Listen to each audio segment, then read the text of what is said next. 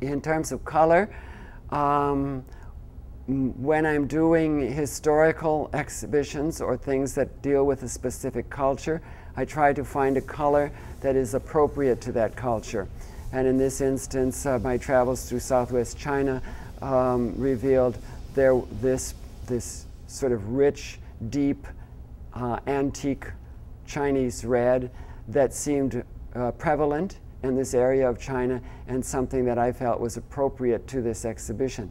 The other thing is, when I'm doing an exhibition of textiles, or say photography, or any kind of object that requires light control of the light for conservation purposes, I generally go with a darker value, a darker tone on the walls. On a white background or a light-colored background, they would appear very dark. By making the background dark already, dark in tone, dark in value, they actually appear lighter.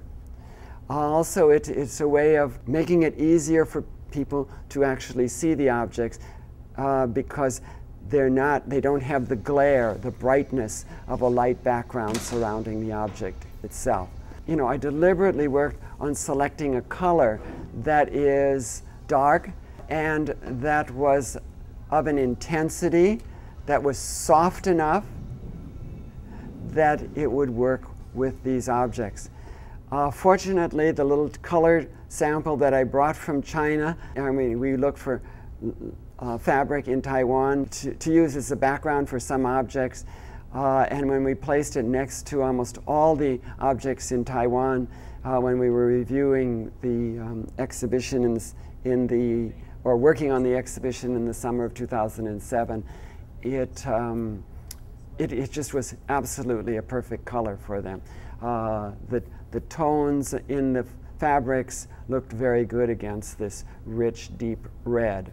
Sometimes exhibit designers will change color. You know, they'll make the platforms one color, or they'll make the walls and the walls another color, or they'll change colors of walls throughout the exhibition. And that works fine in some instances, but I felt in this exhibition, because there were so many objects and there was such a range of color in the objects that I needed to keep that background, again, as simple as possible. So the platforms and the walls, in this instance, are all the same color.